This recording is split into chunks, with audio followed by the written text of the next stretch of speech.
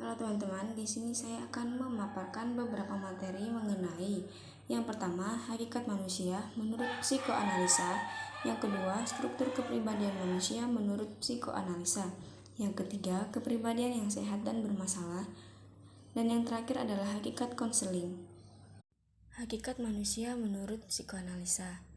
Dalam psikoanalisis, istilah insting dan dorongan seringkali digunakan secara bergantian. Akan tetapi, istilah dorongan maknanya lebih luas. Freud memandang perilaku manusia ditentukan oleh dorongan irasional, motivasi-motivasi yang tidak sadar, dan dorongan biologis dan insting seperti berkembangnya tahap penting psikoseksual pada usia 6 tahun pertama.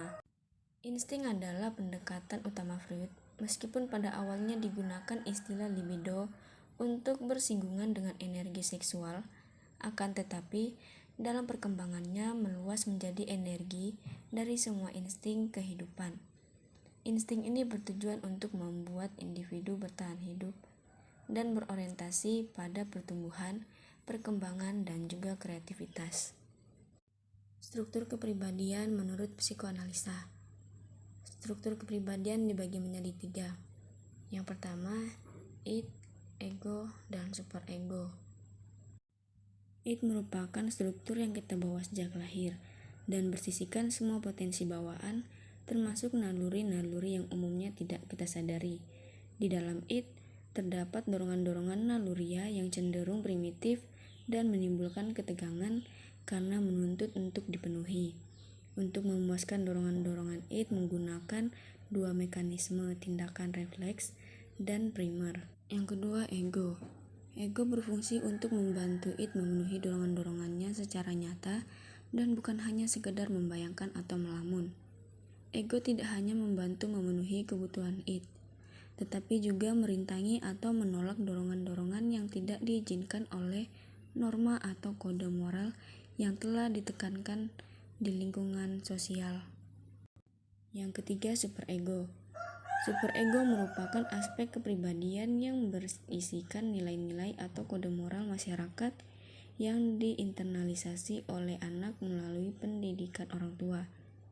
Manusia yang mengikuti arahan superegonya cenderung bisa menyesuaikan dirinya dengan baik, namun mungkin menderita karena banyak dorongan kesenangan yang tidak terpuaskan.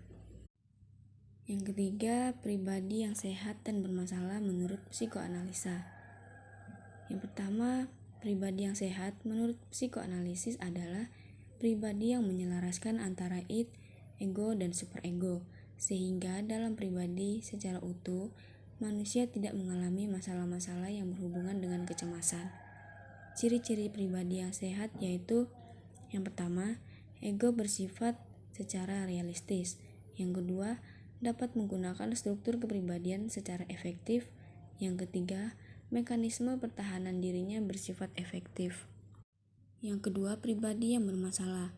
Seseorang dikatakan sebagai pribadi yang bermasalah apabila dalam dirinya terjadi ketidaksinambungan antara id, ego, dan superego.